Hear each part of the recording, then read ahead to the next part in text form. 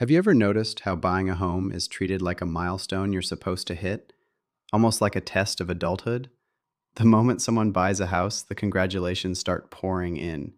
Family feels relieved, friends feel impressed, society quietly checks a box next to your name.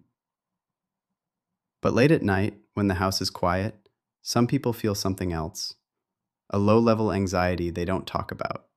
The mortgage, the repairs, the feeling that somehow this thing everyone calls an asset might actually be weighing on them.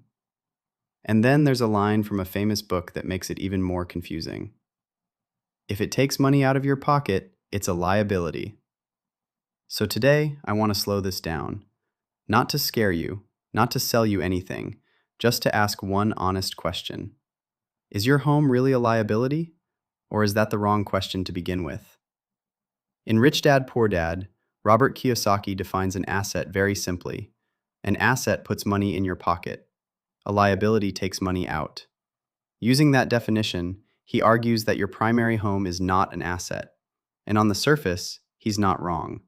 You pay mortgage interest. You pay property tax. You pay insurance. You pay maintenance.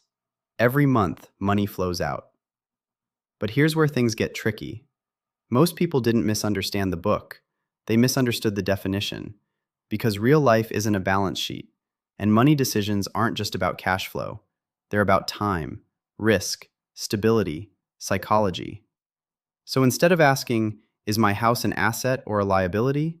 A better question might be, what role is my home actually playing in my financial life?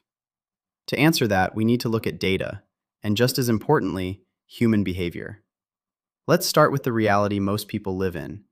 In the United States, very few people buy homes with cash. Most use mortgages.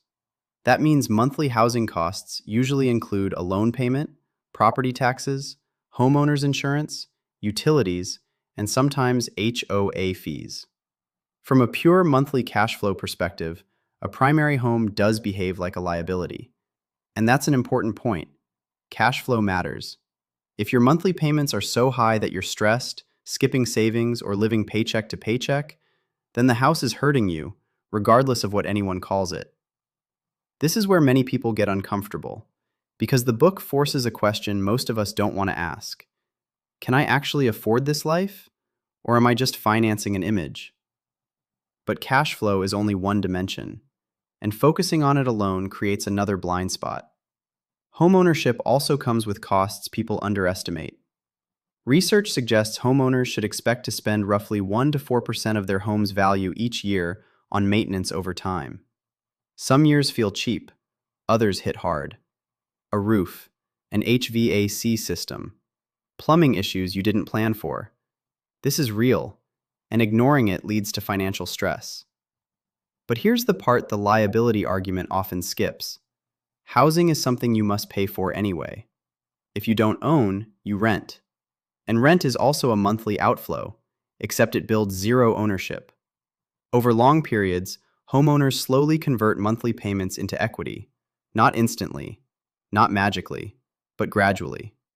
This doesn't make a house a perfect investment, but it does make the conversation more nuanced. Now let's talk about appreciation. Yes, US home prices have risen dramatically over the past decades, but when researchers adjust for inflation, the picture changes. Much of that growth simply keeps pace with the rising cost of living. This is where people feel misled. A home doesn't automatically make you wealthy. It mostly preserves purchasing power, slowly. And during downturns, that illusion breaks. We saw this clearly in the 2007 to 2009 housing crash. Some homeowners were forced to sell at the worst time. Some lost equity. Some owed more than the house was worth. So no, housing is not risk-free. But neither is renting in a system where rents can rise faster than wages. Here's the shift that changes everything. A primary home is not meant to be judged like a stock. It's a hybrid. Part expense, part forced savings, part lifestyle choice. When people argue about whether a home is an asset or a liability, they're often arguing past each other. One side sees cash flow, the other sees stability, and both are right, depending on the person.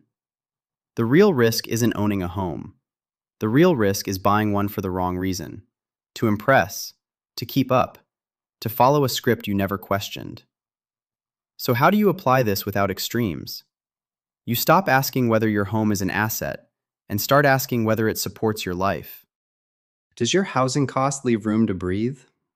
Does it allow savings, flexibility, and peace of mind? If yes, then it's doing its job, even if it doesn't produce cash flow. If no, then the label doesn't matter. The stress does. Money decisions aren't about winning debates, they're about reducing regret. A home doesn't need to make you rich, it needs to make your life workable. Sometimes that means owning, sometimes it means renting. The mistake isn't choosing wrong, it's choosing without understanding the trade-offs. Progress isn't about perfection, it's about clarity, and clarity is the real asset most people are missing. So where does that leave us? If you strip away the emotion, if you ignore what we were told growing up, a home isn't magically good or bad. It's not automatically an asset. It's not automatically a liability either. It's a decision. For some people, buying a home brings stability, peace of mind, and a sense of control. For others, it quietly becomes a source of stress and financial pressure they didn't fully understand at the beginning. The problem isn't the house. The problem is believing one rule applies to everyone. And this is where things start to get uncomfortable. Because once you realize that a home isn't automatically safe, it forces a much bigger question. We're often told the same thing about work, that a job is risky, that a business is freedom, that once you work for yourself, everything becomes safer. But does it? Or are we repeating the same mistake, accepting a comforting story without looking at the full picture? In the next video, I want to explore that question honestly, not with hustle culture, not with motivational quotes, but by looking at how people actually experience jobs, businesses, stress, and income in real life. Because just like home ownership, the truth about jobs and businesses is far more nuanced than we're told. And understanding that difference can save you years of anxiety and a lot of money. I'll see you in the next one.